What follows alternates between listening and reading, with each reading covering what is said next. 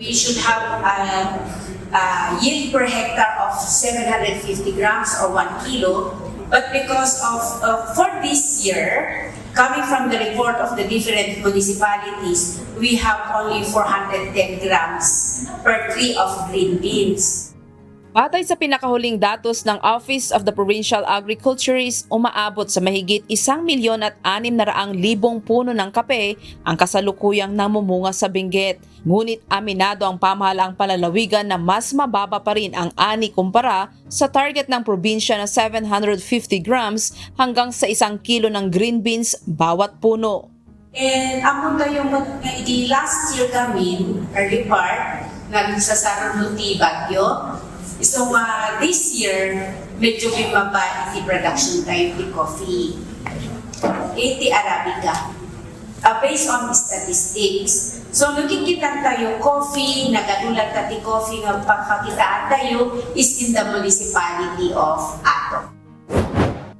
4 na uri ng kape ang itinatanim sa Benguet: Arabica, Robusta, Excelsa at Liberica. Gayunpaman, Arabica ang pinakakilala at pinakamataas ang kalidad na produkto ng probinsya. Pinakamarami ang produksyon ng kape sa mga bayan ng Atok, Tublay, La Trinidad at Bukod.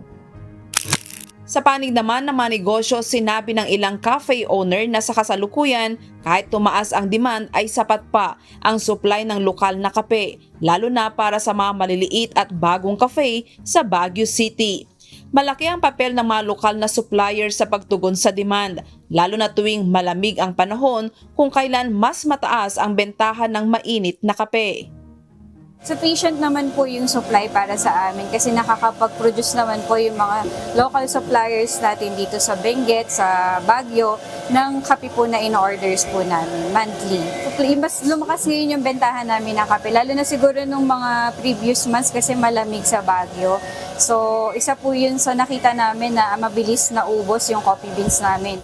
Bilang suporta sa mga magsasaka at negosyante sa sektor ng kape at kakao, magdaraos ang pamahalaang palalawigan ng Benguet ng kauna-unahang Benguet Coffee Cacao Quality Competition sa darating na Marso. Isasagawang aktibidad katuwang ang Benguet State University, lokal na pamahalaan ng La Trinidad at ang Department of Trade and Industry, Baguio Benguet. Layon ng kompetisyon na itampok ang kalidad ng lokal na kape at kakao at makatulong sa pagpapataas ng ani at halaga ng mga produkto ng Benguet. Grace Doctolero, UNTV News and Rescue. Diyos ang aming sandigan, serbisyo publiko ang aming pinahahalagahan.